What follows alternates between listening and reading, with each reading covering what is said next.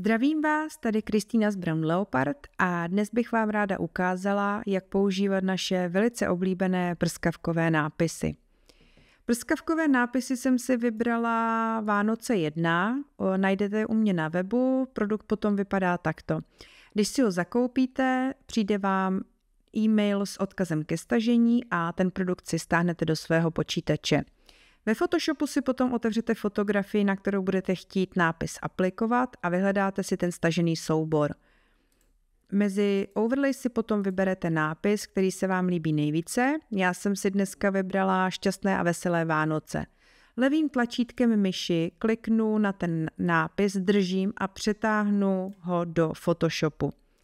Kliknu na Enter a vidíte, že ten nápis má černé pozadí.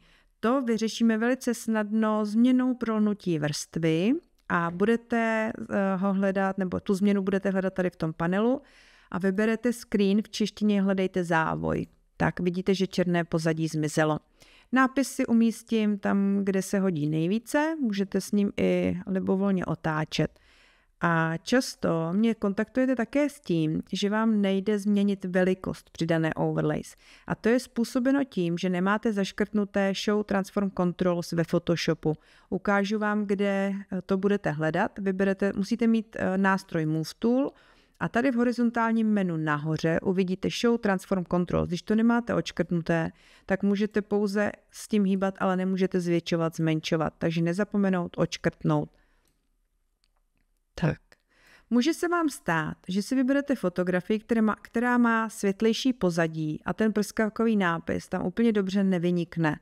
Vyřešila jsem to tak, že jsem mezi freebiesky přidala zdarma ke stažení gradient a teď vám ukážu, jak ho správně použít. Vložila jsem si ho sem do složky, aby ho nemusela hledat a budete postupovat úplně stejně jako při vložení toho prskavkového nápisu.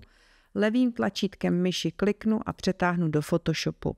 Stisknete Enter a nezapomeňte gradient vložit pod ten prskavkový nápis. Vidíte, jak to mění ten efekt. Tak tady vám ještě ukážu, co to s tou fotkou dělá. A já si teda změním velikost toho gradientu a vložím ho do rohu pod ten prskavkový nápis.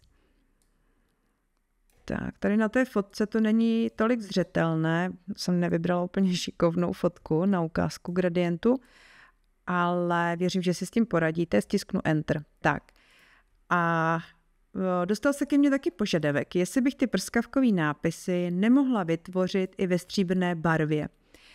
A já vám teď ukážu, jak si velice snadno změníte ten barevný nádech toho nápisu sami ve Photoshopu.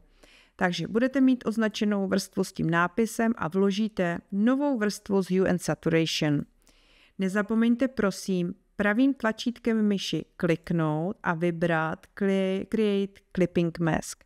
V češtině vytvořit ořezovou masku. Vytvoří se vám tady taková šipečka a to znamená, že veškeré změny, které tady budu provádět, ovlivní pouze tu vrstvu pod tím, to znamená ten prskavkový nápis. A přes saturaci si potom můžete stáhnout ten barevný nádech a takto by to vypadalo v té stříbrné. Můžete samozřejmě experimentovat i s jinými barevnými nádechy, ale já zůstanu u klasiky a nechám ve žluté. Nakonec všechny vrstvy sloučíte v jednu a výslednou fotografii si uložíte do počítače. To je ode mě dnes vše a kdybyste měli jakékoliv dotazy, neváhejte se na mě kdykoliv obrátit, když budu vědět, ráda vám poradím. Moc vám děkuji za shlédnutí a budu se těšit u dalšího videonávodu.